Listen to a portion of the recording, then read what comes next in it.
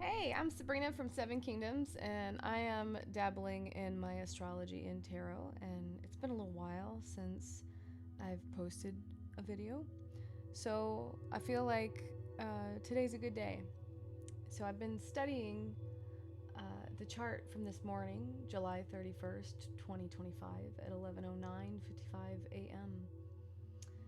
The chart is Libra rising.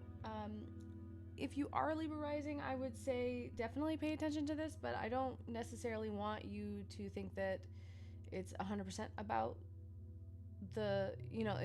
if you want to come and watch this video and you're not a Libra rising, just kind of hang out and just, you know, take it from a learning perspective.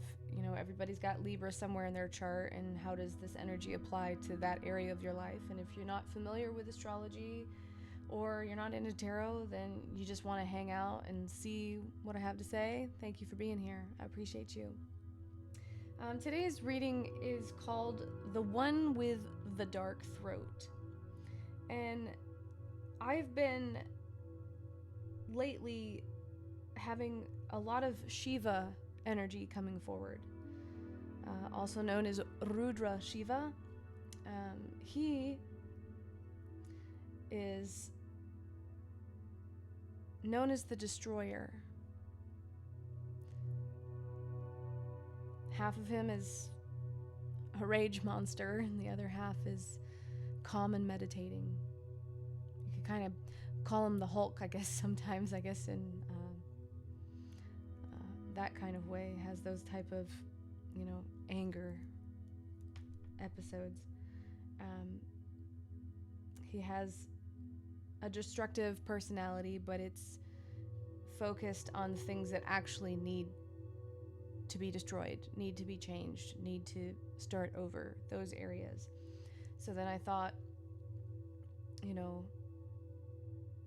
what areas of my life do I need to start over, change, allow things to begin, and then also outside of myself, where do I see destruction and also new beginnings and different things like that. And I don't know why the energy of Shiva's there, but a lot of times that happens. You just suddenly, everybody gets an energy that comes towards them. Sometimes it's seeing the same animal all the time, or the same butterfly, or an actor or a song by someone. Different things like that happen. And that's the kind of thing that we're looking for. So pay attention to things that are showing up for you, and just allow yourself to meditate on, if you happen to be the kind of person that wonders when something repeats a crap load of times, what that could possibly be a symbolism of, and you have a tendency to want to study those things like I do, rabbit hole effect. You try to find meaning in monotony and synchronicity and different things like that. Sometimes it can just be numbers too, if you're getting repeating numbers. But pay attention to the archetypes that are showing up, the patterns that are happening, different things like that. And so I named this The One with the Dark Throat because Shiva is known for having a dark throat because he drank poison. He drank the poison from the cosmic ocean during the churning of the worlds to save everyone. So that makes me think about, in every religion, we all have our savior, all that is, that energy. Everybody has their version of it. And Shiva's not necessarily that type of deity, but he did make a sacrifice, So the idea of sacrificing something and thinking about sacrifices that are worth being made and sacrifices that we're just compromising ourselves with making. So I'm thinking about those things. So then I wrote down, this poison turned his throat a blue-black color, the color of midnight, the darkest moment before the dawn, the echoes of truth that no one else could hold. And truth can also destroy things. Like when we are honest, or, somebody just needs to know something, the truth changes things.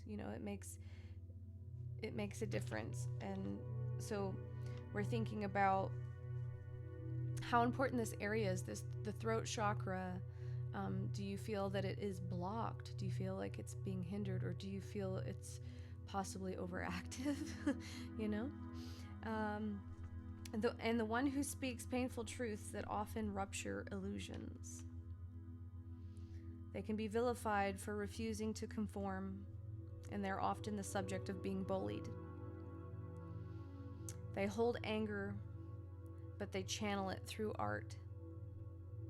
And sometimes suffers from a clenched jaw. And so Venus rules over the bottom jaw to basically the top shoulder. So paying attention to this whole area, if you've been experiencing any issues like literally locked jaw, clenched jaw, if you're having neck problems or our shoulders are bothering us, different things like that. And Venus is about to square Saturn, which rules over bones, nails, hair, skin, teeth. So that still brings us to this area. So it would resonate with you immediately if that's something that you're experiencing anywhere in those areas. Learning to transmute the venom without becoming it. Now, sometimes I think I call it mental acid, but venom could also be a good way to describe when we're not nice to ourselves. I also refer to sometimes, and not so much anymore, but a couple of years ago, snarky bitch syndrome was a thing, right? So inner monologue, how do you talk to yourself? Are you nice to yourself? Are you a bully to yourself? Different things like that. And so this did bring up bullying. So is bullying happening within you, outside of yourself? What is that dynamic that's happening with those words for you? And Shiva doesn't lash out blindly. He destroys with intention. He dissolves the delusion. He cuts karma and resets cycles. He does not seek violence, but wishes to erase it. And when Shiva had to act in a violent manner, there's an element of justification behind it, which is kind of the energy of Libra, justice, for a justice event. So when I was experiencing the energy of Shiva and wondering what is the energy externally of myself, like where can I find it in the world, what fits that archetype, and then uniquely I've been listening to a lot of Falling in Reverse and Ronnie Radke, the one with the black throat. Sometimes I really feel like God is like the biggest troll. But anyway, so I'm like, okay, so let's study Ronnie Radke. He definitely has the thing with the throat. And he does have a tendency to be someone who says very harsh truths on the internet. He is often bullied, and a lot of people attack him over saying he's lip singing, and a lot of people judge him based on his past decisions, and he's never really able to escape his fate. And he also can't escape his past. And it's almost like running from the past isn't the answer. It's hugging it, it's loving it, it's like one of those times where it's just, and I'm not saying he's not doing this. I feel like he is, actually. And that's where I'm trying to see Shiva in this energy. Not to say that everything he's done is right either, right? But you don't always do everything right. But how do you treat yourself when you don't do something right? Are you compassionate towards yourself, or is that where the venom comes in? And then when you come from a place of constantly being attacked, whether it's internally, you're doing it to yourself, or externally people are constantly coming at you and attacking you, you get to a point where you do have to spew the venom, but you have to spew the venom in a mature way, especially for someone who is in a place of power. You know, your words are powerful. I personally listened to a few songs thinking about it from the perspective of Shiva, and listening to some of the words that he writes in his songs, and he talks about people telling him to kill himself and trying to run away from his past, and you know that he's not a perfect person and all these different things, and but it just seems like the cloak of his past never leaves, like it clings to him. But the attack is both ways. And one of the things that I noticed is that there's the energy of Rudra in him right now. There's a lot of Rudra. So I was trying to find that and understand, where is it in other places? But it's funny that that's where I was pulled. So I don't know if anything, I guess, to do with the music or something resonates with you. I just put it out there because I found a visual representation of the energy. I know there's good intentions, and sometimes good intentions don't always land right. So if that's something that you're frustrated with, or something about your past bothers you, or it feels like in other people's eyes you never feel like they'll let you change, they want you to be this person so they can vilify you and they can, you know, try to hurt your feelings, different things like that, you know. One of the things I would say is that if it's talking about the throat chakra, it's important to be able to stand up for yourself, and within that there's also responsibility to make sure that the venom that sometimes people throw on you and at you, including yourself, you need to find a positive way to transmute it and try to find a positive way to work with it. So I hope that is somebody's message. If you have to leave now, I guess. You must be undone to truly know who you are, and the lies must dissolve. Tricks no longer work, and your inner knowing can no longer be deceived by others or yourself, or by your own fears. Refuse to be afraid of your power, but use it wisely. When found in a position of power, use your voice wisely. I probably said that like 1,000 times, it feels like. Then, I don't know what brought me this direction. I guess questions. You ask questions and you get some weird ass answers. You get weird directions. But, you know, I just feel like I'm just going to go with it, you know? So, one of the sentences that came, you know, from whatever question it was I asked at the time, I can't really remember exactly what it was I asked, was, we're all one decision away from becoming Hitler. Woof. Hitler had, when you look at his chart, it's pretty amazing. He should have been like an artist. He would have been so inspirational. He would have been so great. He probably would have been an amazing author. He would have been, you know, into music. He could have moved the world differently.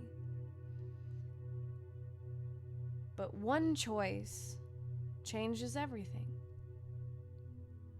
And then after that, another choice. And every time you make that choice, it paves a new road. And he went down a road that was very destructive. His name will always be remembered, and not for good things. And that's where it brought me to When we are not attuned to our inner world, to our unconscious threads, we are unaware of our own potential to impact the world. History will remember all of their names. Not just the bad ones, though, but thinking about, sometimes we forget that we have potential to be important and that we matter, right? And we forget that history will remember us in some way, shape, or form, in someone's mind, and you might think, what do I want them to remember about me? Anyone who is able to conjure up a real want in the consciousness, both in himself and within his followers, will find himself well equipped to bend them to his will. So think about the energies that are happening in the world and how easily people can just be molded.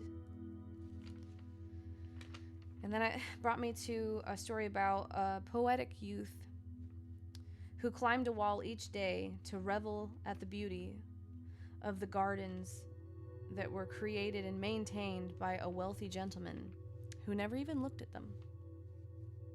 And he would risk all possible penalties because of the driving impulse. It was so strong.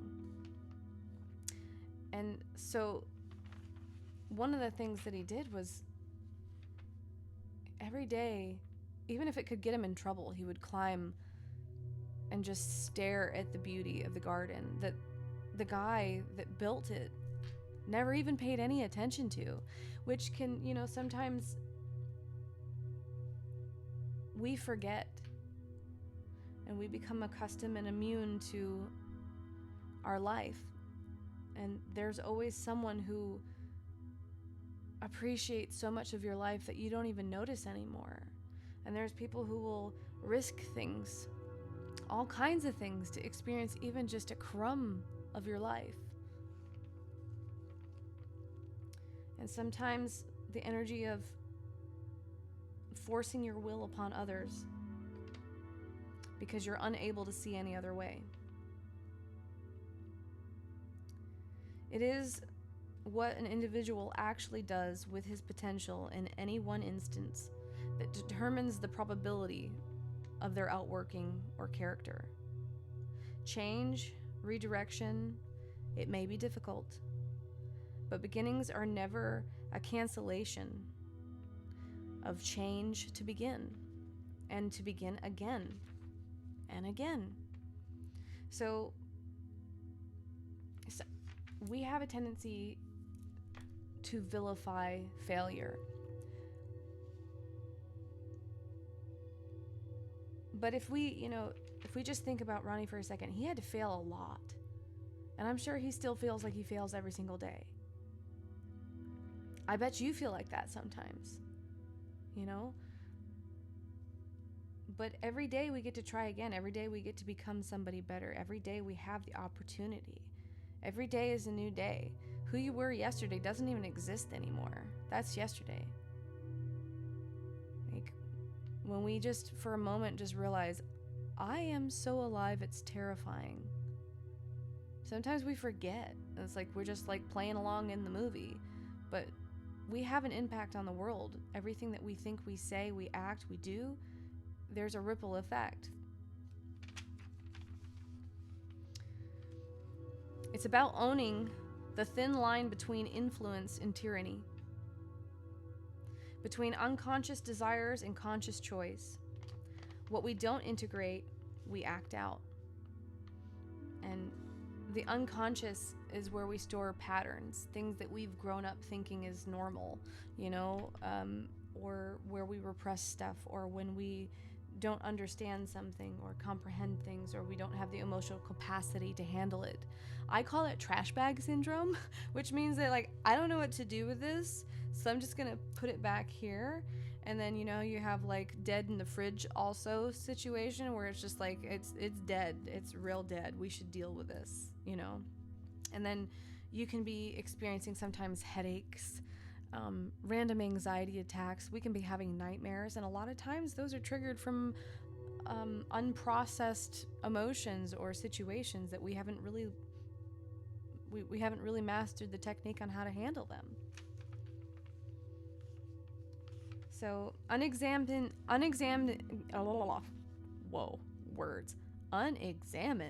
potential is as dangerous as unrealized love.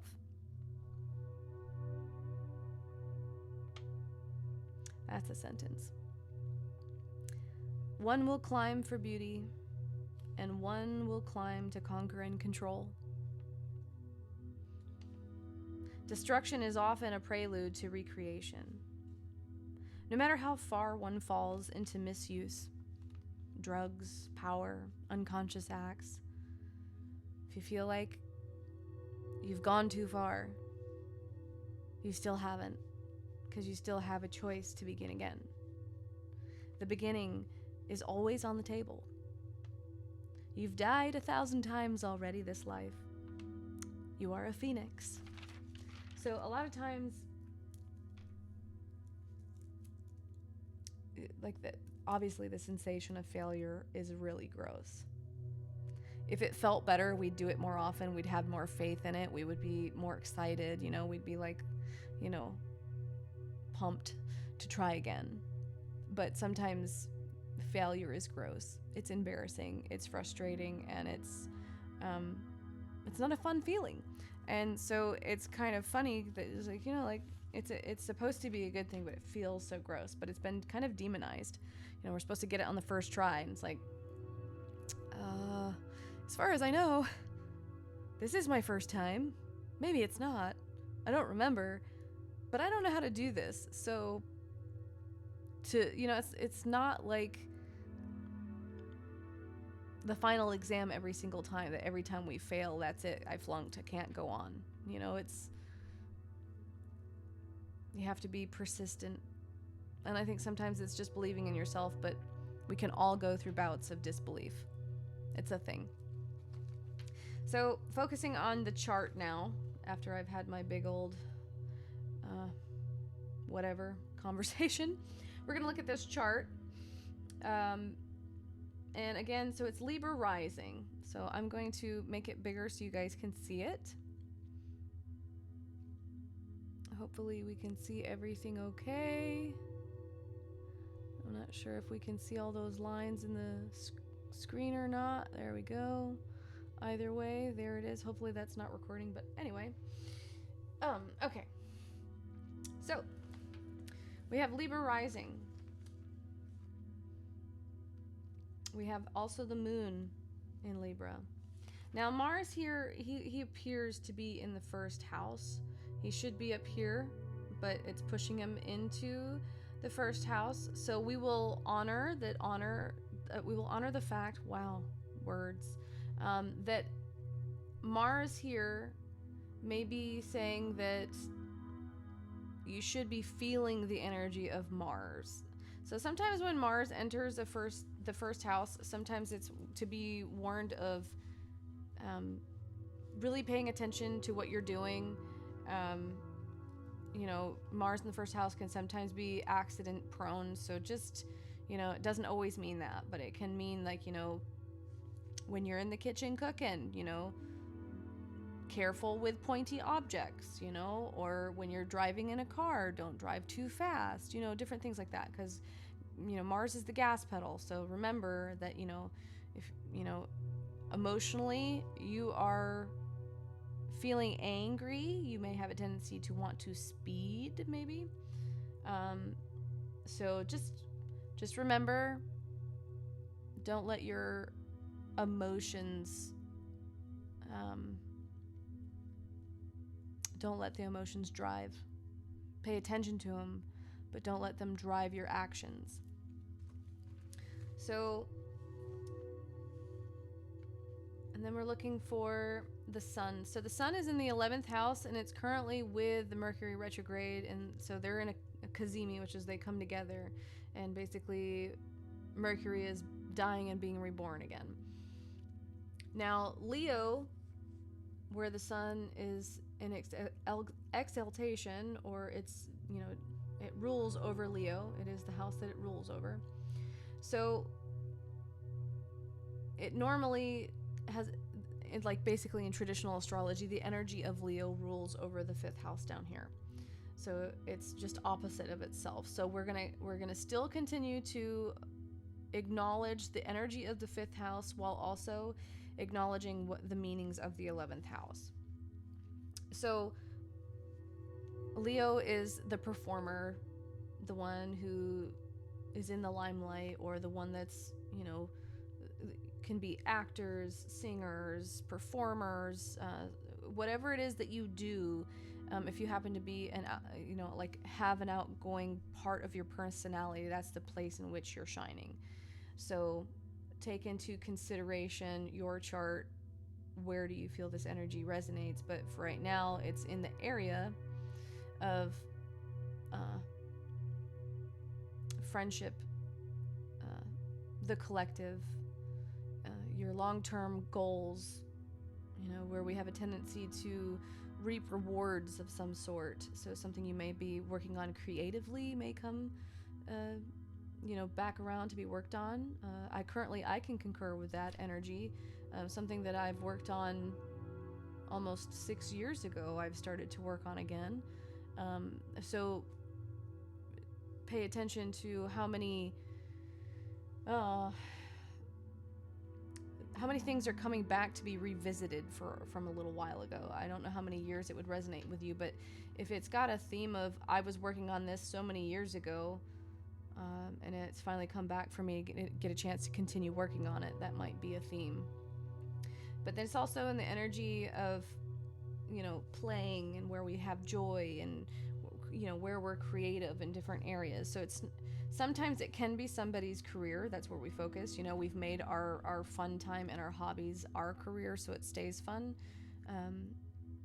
And if it's not fun, you're doing it wrong. So the vertex over here is in the 7th house. So Aries and its ruler is directly across the street from it shortly. So there's going to be the Mars and Saturn opposition. So those are the malefics. So they're in this type of chart, something between you and another person who is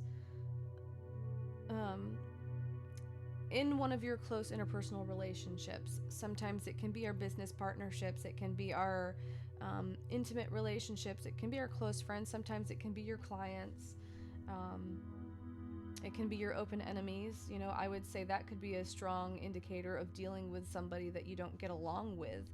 That can be definitely an energy of frustration, or maybe seeing something at odds kind of energy. Two malefics in an opposition, that can be a little challenging between you and sometimes people we care about.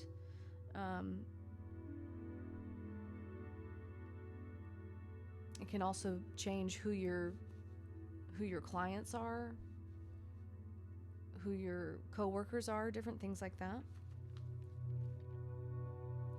And the part of fortune is at 28 degrees in Sagittarius, which is a travel house. The energy of short distance travels, and sometimes that can be anywhere between 3 to 4 hours for me personally. It can be shorter, but there's, I would say, so long as you're being smart and careful, especially with Mars in the 1st house, short distance travel could be beneficial for you. Even though, Mercury and the Sun, a retrograde automatically points you to the fact that there's going to be delays and weirdness. So just kind of stay open to wherever it is that you have to go. Be open to being redirected or having a delay, or, maybe you have to change the day. Just don't be so stressed about it. But the Uranus in the ninth house up here, sometimes that can mean that unexpected travel can show up for you. The ninth house can sometimes speak of like foreign countries, or it can be like you're on one side of a country and you're going to another, or, you know, off, you know, sometimes it's like across the pond, whatever side of the pond you're on, it's going over or farther away from where you are. But it can sometimes come out of nowhere, because Uranus is sometimes like an unexpected event. And so is the energy of the vertex. So the vertex moment and the Uranus moment can be tied to a partnership of some sort. But yeah, that should probably come out of nowhere almost. And then I wanted to move to the cards, so which I made a mess of as I'm rubbing my arms around on them. Okay. So now that we have got that done for a second, I'm going to come back so you can see the cards that I'm talking about. So when I first shuffled the cards, these three came out facing upwards, and these two on each side were facing downwards. So I felt like before I go and like read the whole message, I should just start with the meat and the potatoes. So this seems like something you're in the middle of. This is something that happened already, and this is something that we're going towards. So the energy of this is a little back and forth, but obviously with the retrograde, we're going to consider that maybe there's something about revisiting something with someone or a situation that could be important. So the Seven of Swords came in reverse there. There we go. So it came in reverse. And sometimes this card can hint to there is sneaky behavior, something happening that is veiled. You know, this guy is, you know, walking around stealing the other army's swords to de-escalate something. So that energy of doing it at night while people are sleeping, kind of things like that. So it doesn't always have to have that energy of at night when someone is sleeping, but it could, you know. But the energy of it is the trickster energy. So that goes back to when we're looking at the chart over here at the very top.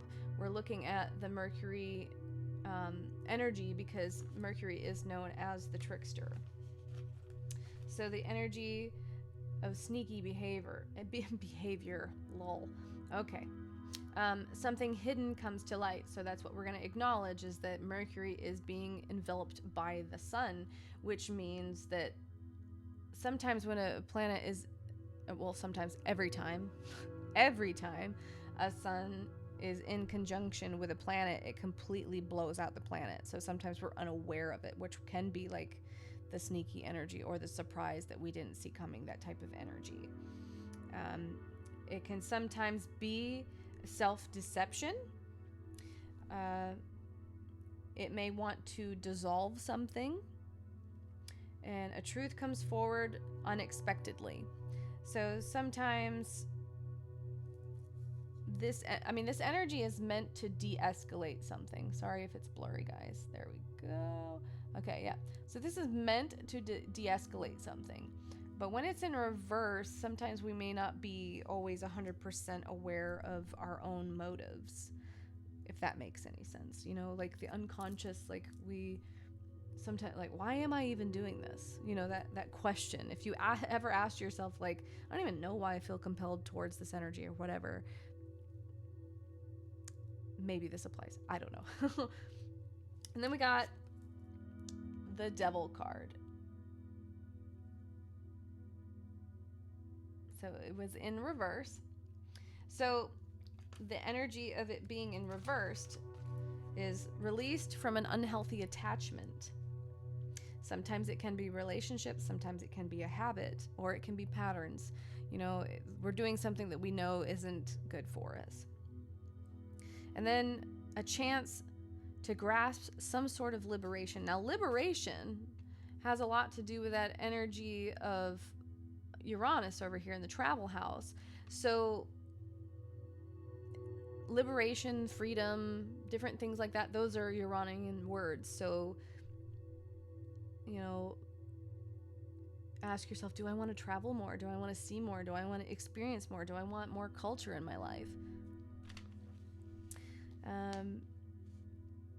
And I wrote down, in recovery from temptations, addictions, or controlling dynamics. So sometimes we get into relationships that are very controlling, or it feels like it's hard to be in. It's like a constant struggle or a fight. And then we got the Fool card, and that one came upright.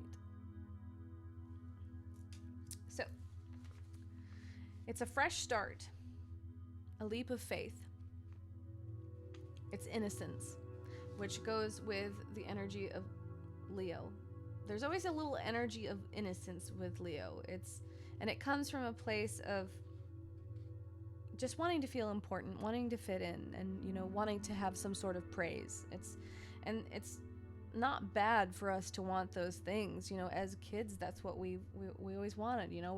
We want to make people happy, and so and being a kid is also sometimes like, we can be a little naive, so it's asking us to sometimes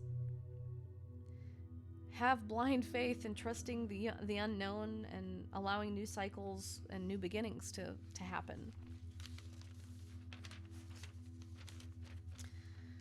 And then we got what we were going through and the things that we're trying to experience, or the things that we were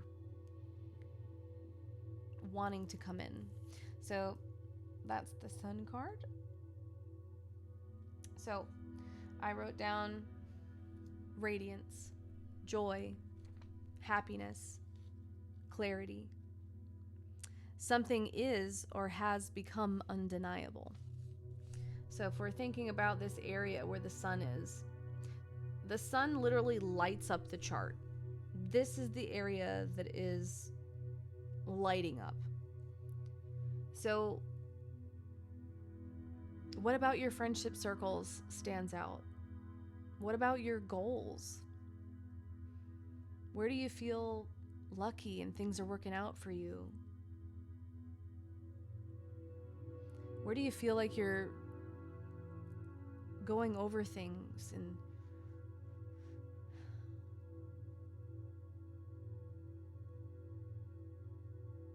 what are you struggling with? Especially if it's repeating, or if it's coming back up for revision. And then we had the World reversed. There we go, baby. There we go. All right. So the World was in reverse. Now, the Sun and the World are probably some of the most positive, if not the most positive, cards in the deck. And when the World comes in reverse, it doesn't technically mean, that you're not being positive, but it can something isn't being positive, but sometimes it can be pointing out where we're not really seeing something as positive as we should be, or the positive side of something. I mean, if something's changing, sometimes it doesn't feel comfortable, so therefore we perceive it as a negative thing also. So the World reversed is sometimes also unfinished business, something that we had to do. And so this is also considered a door. So if it's in reverse, something about that door we're having to revisit, go back, close out something. So it can be a cycle that has not reached completion. And then we're thinking about the Mercury retrograde is where it's pulling me. Closure has not happened fully, or has not even been reached yet. Now, sometimes closure doesn't happen. Sometimes it does not happen externally, but closure can happen internally. So be careful about waiting for closure if it's coming from an external source, because sometimes it just never shows up. no matter what. It doesn't happen. 10 of Wands in the reverse. So 10 of Wands in the reverse, if you can see, like, he's holding a backpack. So that might give you a clue of all the burdens and the things that this person is dealing with. It should be falling out of the backpack. And then we have the street light there, so is it a red, a yellow, or a green moment for you? So I would say, because it was in the reverse, it's actually a green moment for you. It's a moment where you need to stop taking on other people's burdens as your own, or having a tendency to, we could maybe sometimes call it hero syndrome, where we're trying to prove how strong we are and how much we can handle, and sometimes it's not good. It's not healthy, really. Sometimes we need help. So that can ask you to lighten the burden, whether it's mentally, emotionally, or physically. And it's time to release what you carry for others, which is exactly what I wrote. And the reason why we're saying, why is it others? Because there's this issue here. And it can also be in our friendship circles, we might want to evaluate the circles that we're in right now, and do we fit in, and is it effortless, or does it feel like we're struggling to be there? Because the retrograde in the Kazemi thing, that is like, there's something about that we need to pay attention to. So evaluating your friendship circles. And then we have the Strength card. Oops, sorry guys. There we go. So this Strength card, which also rules over that 11th house. So just for whatever reason, I'm just staring at that house. A gentle courage, working on inner rage, our inner monster or the beast within, but not doing it by force, but with love. Having compassion and patience with ourselves and with others, and trying to understand. Just trying to understand someone, something, even yourself, just trying to understand is half of the battle. So I wrote down reclaiming your self-esteem, your power, or a feeling of safety to come out of your shell. And I'm also guilty. Like, I have a tendency to recluse. Like, I spend a lot of time by myself with my animals. I do it all the time. I study and I stay with my animals. Sometimes that's good. It's good to have isolation, but sometimes it can be over isolation. So then you have to push yourself to come out. And depending on what you've experienced as to the reason why you have, like, gone into your shell, or you have squidded out of the situation and you have hidden yourself for safety reasons, or just from just being tired of whatever it is you're tired of. Someone is finally honest, even unwillingly so, which means that sometimes honesty happens by accident. It's the information coming forward that just was the answer you needed the whole time. It's all you needed to know. And finally the answer comes forward, and sometimes it may not be something we like. Sometimes it's not. But now you have the answer, so now you know how to go about something. But you have to make sure that you don't deny the answer. You just have to understand. And sometimes it takes a long time to understand, especially when sometimes circumstances made it difficult for you to understand. And sometimes the things that we were entertaining, there we go. This card has a lot to do. I love how there's like poop in the center. It's so good. But, sometimes drugs and alcohol, avoidance, different things like that. Those things make whatever it was that you're going through harder. Avoidance can be just as bad. So, what was held back or repressed finally finds an outlet.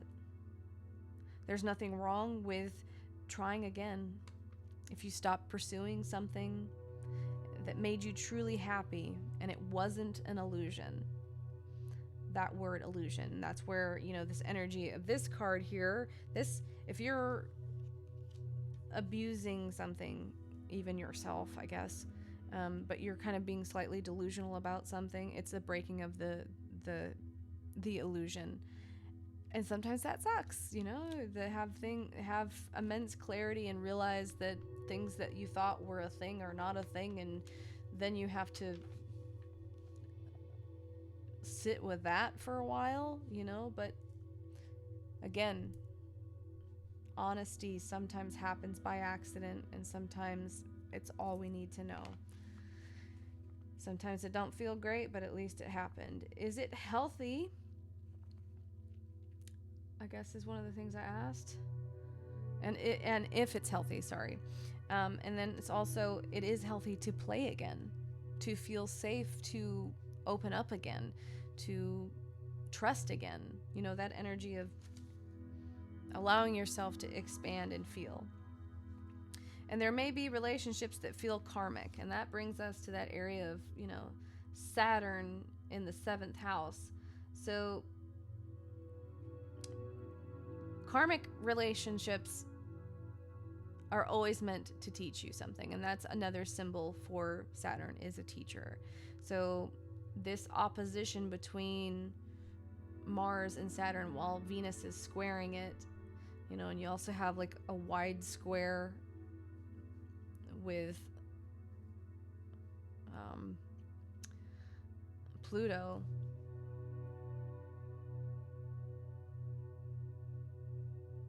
It's not quite a square yet. It's a semi-square, whatever it's a lot of heavy is basically what I'm looking at, between self-assertion and boundaries within relationships and power dynamics in relationships, and love and value, and how it impacts yourself and also the way that you're seen. And it clings to the hem of your cloak. Now that's something I said about Ronnie also, something that just doesn't let go. It holds, holds and clings. And then the energy of someone hasn't gotten the message. So, or someone hasn't received the message. Gotten, that's real good English. I done gotten messages. But anyway, and sometimes it means literally the message, because if you're looking over here at the Mercury retrograde, it normally talks about electronics failing, traffic weirdness and whatever. So it could have been a letter, it could have been a package, it could have been an email, it could have been whatever, or it could be comprehending. I didn't get the message, I didn't understand. It does have a lot of past energy with it, and we can move forward. We can't move forward until we have untethered our energy. So the untethering of our energy from other people, or the burden of it in some kind of way. Now, and this kind of comes with this energy here, feeling forced to stay strong for too long, and possibly silent, not feeling like your words matter or mattered. The energy of wanting to seek peace or justice. It's very relationship focused. So again here, Libra is the symbol of relationships. And in our relationship house, Mars is over there. Mars is the ruler of that area. So there's just some sort of friction happening there. And it's the completing of a cycle of people pleasing, sometimes coming through emotional clarity. And that would literally be right here The moon in conjunction with the anti-vertex. So emotionally, the moon is so close to how this person impacts you, or whatever it is about this person that you have a tendency to have a sensitivity with, I guess. Or it doesn't always have to be a person, it can be a situation. The expression of creativity, and say what you mean and mean what you say, and shine without shame. And that is over here, the Mercury Sun conjunction.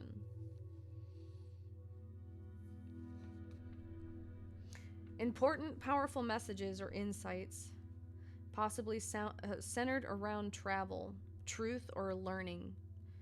There's faded communication and life pivot points around service. Can also be around healing. Down here in the 6th house, we have the energy of the North nodes. So the 6th house has a lot to do with what we've thought about and how we feel about things. Our manifestation energy area we bring about into the physical realm, and sometimes the physical realm is the body. So the energy of being, asking, is it healthy?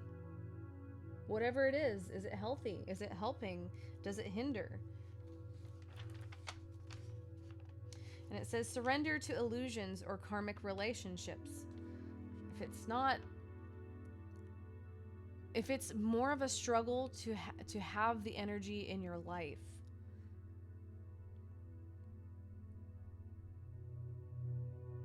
it's asking you, that Shiva energy, the destroyer of some things. Some things do need to end so other things can begin. And sometimes the way that you're doing it needs to end. Doesn't always mean that the relationship itself ends. It means the way that you're attempting to have it does. Hello, Ali. Sometimes it's someone learning to say no, or enforcing boundaries, or better structure. Truth bombs, or sudden shifts in beliefs, or sudden insights, epiphanies. So that would be the energy over here for me, is Uranus in the house of learning and insight. Hello, Oliver. Are you going to take out the whole table while you come over here? Hello, my love. This is Oliver. Hi, sweetie. Hello, my love.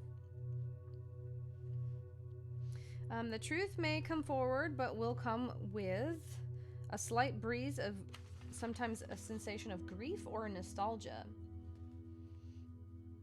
It's okay. The next chapter is more positive. Thank God. It's like everything gonna be terrible.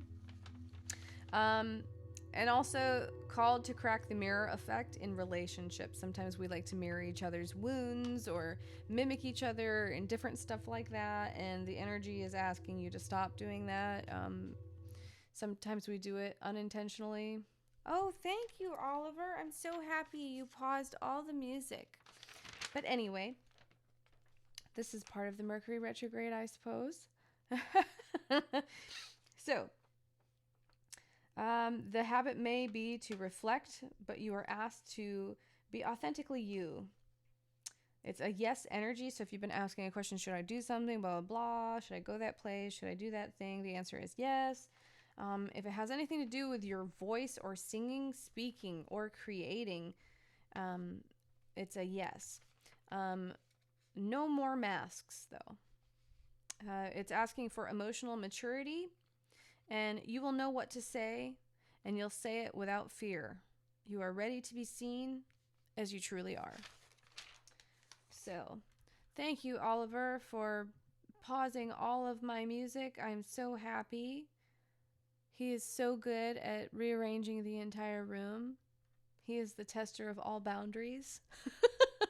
So, thank you guys so much for watching my reading. I have no idea if it's helped. I just hope if you had time to sit and just listen to me blab, you found some philosophical insight within the energy. I hope, if anything, it was just a good listen. But if it did help, please Feel free to like, comment, or share, subscribe, whatever it is. Thank you for supporting me. I appreciate you guys being here, and I look forward to getting a new video to you soon. So thank you guys so much.